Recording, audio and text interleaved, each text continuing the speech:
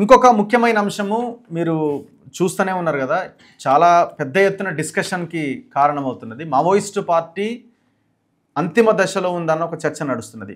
పెద్ద ఎత్తున లొంగుబాట్లు, ఎన్కౌంటర్లు. ఈ నేపథ్యంలో అసలు మేము లెటర్లు కూడా వస్తున్నాయి అక్కడి నుంచి, మేము కాల్పుల విరమణ పాటిస్తాము, సాయుధ విరమణ పాటిస్తాము, సో మీరు కొద్ది రోజులు ఆగే ప్రయత్నం చేయండి, దీని వెనకాల వేరే ఉద్దేశం లేదు అన్న లెటర్లు కూడా వస్తున్నట్టుగా కనబడుతున్నది.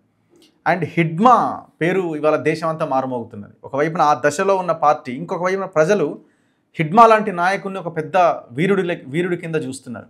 టీషర్ట్స్ వస్తున్నాయి, పుస్తకాలు వస్తున్నాయి. సో ఇండియా గేట్ దగ్గర కూడా వెళ్ళి అక్కడ ఆందోళన చేస్తున్నారు స్టూడెంట్స్.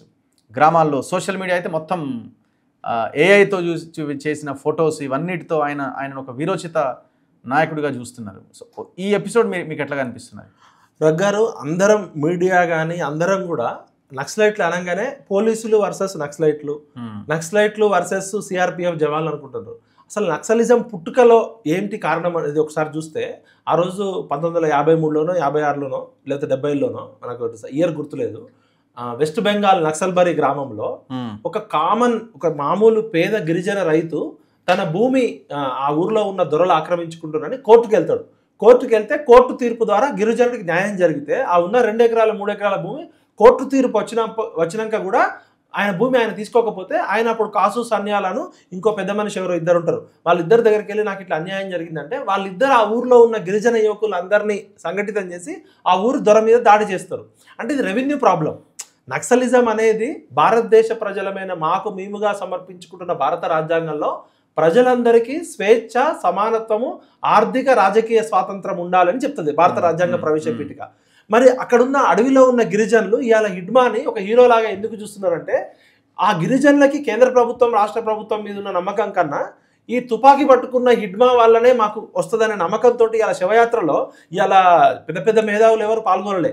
పాపం ఒంటి మీద సరిగా బట్టలు కూడా లేని పేద గిరిజన రైతులు 100 కిలోమీటర్ల దూరం నుంచి ఎక్కడెక్కడి నుంచో ఆ శివయాత్రకు వెళ్ళిర్రు.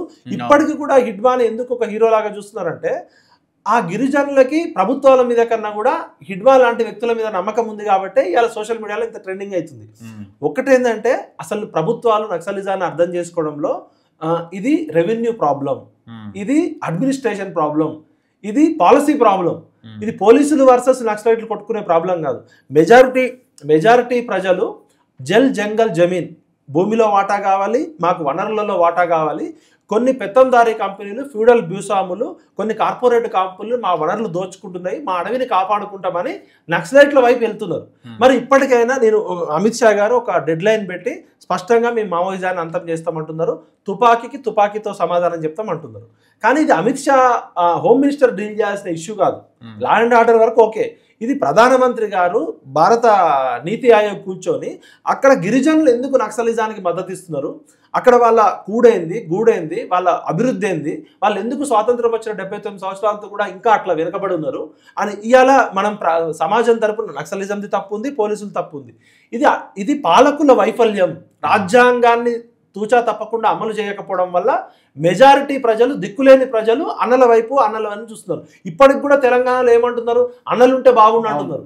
అంటే రాజ్యాంగాన్ని అమలు చేయకపోవడం వల్ల రెవెన్యూ వ్యవస్థ, ఒక భూమి ఇష్యూ ఉంటే 20-30 ఏళ్ళు గొడవలు అవుతున్నాయి. ఇది పాలకుల వైఫల్యం వల్ల ప్రజలు దిక్కులేక అన్నల వైపు వెళ్తుంటే వీళ్ళు పోలీస్ వర్సెస్ నక్సలిజం అంటున్నారు. ఇప్పుడు దేశం బయట టెర్రరిస్టులు, అది దేశద్రోహులు అవుతున్నారు. దేశంలో ఉన్న మన పౌరులే ఇక్కడ మాకు అన్యాయం జరుగుతుంది, ఈ చట్టాలు అమలు కావట్లేదనే కదా వెళ్ళింది. ఆర్ఈసీలో చదువుకున్న వాళ్ళు, లేకపోతే ఎన్ఐటీలో చదువుకున్న వాళ్ళు, ఉస్మానియాలో, గాంధీలో చదువుకున్న డాక్టర్లు ఎందుకు వెళ్ళారు?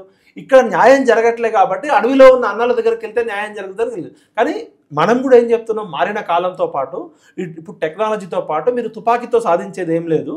ఇప్పుడు పక్కనున్న నేపాల్లో ఒక ఆయన ప్రచండ ఆయన ప్రధానమంత్రి అయ్యాడు.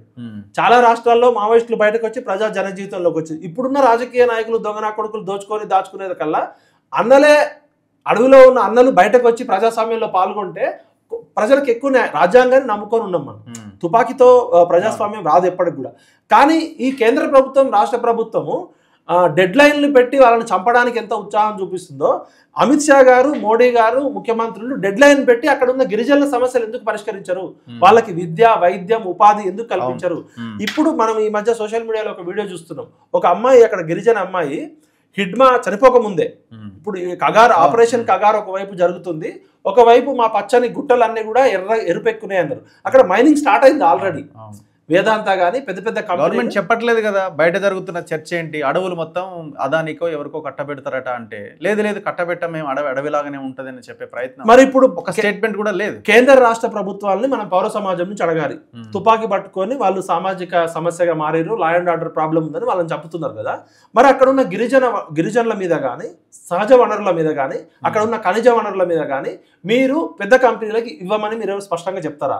మీరు చెప్పట్లేదు అంటే ఉద్దేశం ఏంది? నక్సలైట్లను చంపేది మీరు సమాజం బాగు కోసం కాదు, కొన్ని కంపెనీలకి అక్కడ ఉన్న ఖనిజ వనరులను దోచిపెట్టడానికి అర్థం వస్తుంది. నేను స్పష్టంగా అమిత్ షా గారిని, ప్రధానమంత్రి గారిని, ముఖ్యమంత్రుల్ని డిమాండ్ చేస్తున్నా, అక్కడ ఉన్న గిరిజనుల జీవితాన్ని మేము విధ్వంసం చేయము, అభివృద్ధి పేరుతో అరాచకత్వం చేయము, ఖనిజ వనరుల సంపదను దోచుకోము అని మీరు చెప్పండి. అప్పుడు మీ వైపు మద్దతు ఉంటుంది. లేకపోతే హిడ్మా చచ్చిపోవచ్చు కానీ గిరిజనులకి అన్యాయం జరిగినంత కాలం, అణచివేత జరిగినంత కాలం తిరుగుబాటు ఉంటుంది. ఆ తిరుగుబాటు నుంచి ఎవరో ఒకళ్ళు వస్తూనే ఉంటారు. మీరు అన్యాయాన్ని రూపుమాపాల కానీ అన్యాయం జరుగుతుందని గిరిజనులకి నాయకత్వం వహించిన హిడ్మా చేసిన తప్పే. చాలా మంది పోలీసులు చంపిండు. హింసకి ప్రతి హింస అనేది సమాజం కాదు, రాజ్యాంగాన్ని అమలు చేయమని చెప్తున్నాం. రాజ్యాంగం కల్పించిన, రాష్ట్రపతి కల్పించిన గిరిజనుల హక్కులు అక్కడ వైలేట్ అవుతున్నాయి. గిరిజనులకి రాజ్యాంగం చాలా హక్కులు కల్పించింది కానీ పేపర్ మీదనే ఉన్నాయి. ఇలా గిరిజనులు ప్రభుత్వం వైపు రాకుండా అన్నల వైపు ఎందుకు పోతున్నారు? మీరు అక్కడ చేరుకోలేకపోయారు అభివృద్ధి. మీరు అంత రాజకీయ నాయకులు. ఇట్లా మాట్లాడితే విఠల్ ఒక అర్బన్ నక్సలైట్ అవుతాడు, రఘు ఒక అర్బన్ నక్సలైట్ అవుతాడు. పెద్ద ఎత్తున సోషల్ మీడియాలో ట్రోల్స్ కూడా చేస్తున్నారు. వీళ్ళంతా అర్బన్ నక్సలైట్, అవసరమైతే వీళ్ళని కాల్చిపడేయాలని కూడా అంటున్నారు కొంతమంది. అసలు వీళ్ళకి నక్సలిజం మూలాలు తెలిస్తే నక్సలిజం రాబిన్ హుడ్ లాగా ఎందుకు వచ్చింది? ఊర్లో ఒక దొర ఆ ఊర్లో ఒక అమ్మాయి మీదనో లేకపోతే ఒక పేద రైతు మీదనో అన్యాయం చేస్తే ఆ ఊర్లో ఉన్న పేద ప్రజలంతా పోలీసులు, రెవెన్యూ వ్యవస్థ, లా అండ్ ఆర్డర్ మొత్తం కూడా ఆ దొరకి సపోర్ట్ చేయడం వల్ల దిక్కులేక అడవిలో ఉన్న అన్న దగ్గరికి వెళ్ళి అన్నలు వచ్చి కాపాడమని వెళ్ళిండ్రు. ఎవరు కూడా అన్యాయం జరిగితే లేదు కదా. ఇలా అర్బన్ నక్సలైట్లు అంటారు. అసలు నక్సలైట్ అంటే మీనింగ్ ఏంది? అన్యాయాన్ని ప్రశ్నించేటోడు, అన్యాయాన్ని పోరాడేటోడు అని తెలంగాణలో అన్నలు అంటారు. మరి అలా అర్బన్ నక్సలైట్లు అంటున్నారు కదా, మీరు అర్బన్ నక్సలైట్ ఒక డెఫినేషన్ ఇవ్వండి. ఇప్పుడు రూరల్ నక్సలైట్ అనేటోడు తుపాకీ పట్టేటోడు నక్సలైట్. రఘు తుపాకీ పట్టుకున్నాడా, విఠల్ తుపాకీ పట్టుకున్నాడా? అసలు తుపాకీ ఎందుకు పట్టుకోవాల్సి వస్తుంది? మీకున్న తుపాకులు పేద ప్రజల కోసం పనిచేయకుండా దొరల కోసమో, ఎమ్మెల్యేల కోసమో, ఎంపీల కోసం పనిచేస్తున్నాయి కదా. ఇవాళ పోలీస్ డిపార్ట్మెంట్ పని అంతా ఏమైందంటే ఎమ్మెల్యేలకి, ఎంపీలకి, మంత్రులకి బందోబస్తు చేయడం సరిపోతుంది తప్ప ఊర్లలో లా అండ్ ఆర్డర్ కరెక్ట్గా ఉంటే వాడు అడవి దగ్గరికి ఎందుకు వెళ్తాడు? అడవిలో ఉన్న హిడ్మా ఎందుకు హీరో అవుతాడు? ఒక పోలీస్ ఆఫీసర్ హీరో అవుతాడు కదా. పోలీసుల వ్యవస్థ మీద నమ్మకం ఉందా ఇవాళ ప్రజలకు? అంటే పోలీస్ స్టేషన్కి వచ్చిన పేద ప్రజలని మీరు అన్యాయం చేయకపోగా ఇంకా వాడికి ఇంకెక్కువ అన్యాయం జరుగుతుంది. న్యాయం చేయకపోగా అన్యాయం చేస్తున్నారు. రెవెన్యూ మా భూమి కోల్పోయారు అంటే 25 సంవత్సరాలు వాడు కోర్టు చుట్టూ తిరగా, కోర్టుల్లో మీకు సరైన న్యాయం దొరకదు, పోలీసు వ్యవస్థలో న్యాయం దొరకదు, రెవెన్యూ వ్యవస్థ ఫెయిల్యూర్. ఇది పబ్లిక్ పాలసీ కరెక్ట్గా లేకపోవడం, రాజ్యాంగాన్ని అమలు చేయకపోవడం వల్ల ఇవాళ ఏ దిక్కు లేనివాడు అన్నల వైపు చూస్తున్నాడు. ఇవాళ హిడ్మా శవయాత్రకి అన్ని వేల లక్షల మంది అడవుల్లో నడుచుకుంటూ ఎందుకు వస్తున్నారు? వాళ్ళకి తెలియదా? అంటే అక్కడ ఏ అండ లేనివాడికి వాళ్ళే అండయ్యారు, కొండయ్యారు.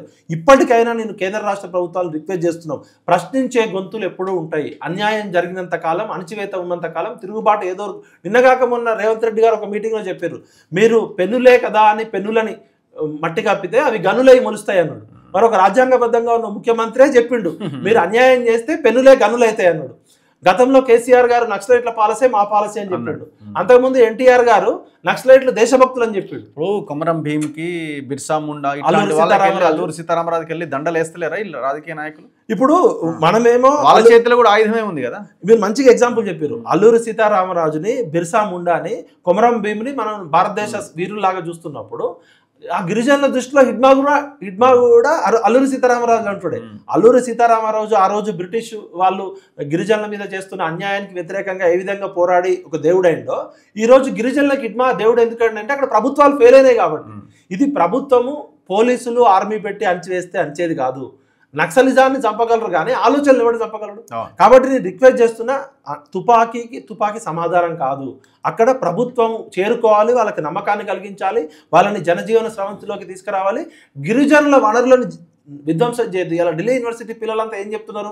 అక్కడ ఉన్న వనరుల కోసమే ఈ దోపిడీ జరుగుతుంది అంటున్నారు. మరి అమిత్ షా గారు కానీ, ప్రధానమంత్రి గారు కానీ, ముఖ్యమంత్రి చంద్రబాబు నాయుడు కావచ్చు, రేవంత్ రెడ్డి గారు, మేము గిరిజనుల వనరులను కొల్లగొట్టం, అడవులను నాశనం చేయడం, ఇప్పటికే పర్యావరణం మొత్తం నష్టపోయిందని చెప్పి అది మాత్రం చెప్పరు.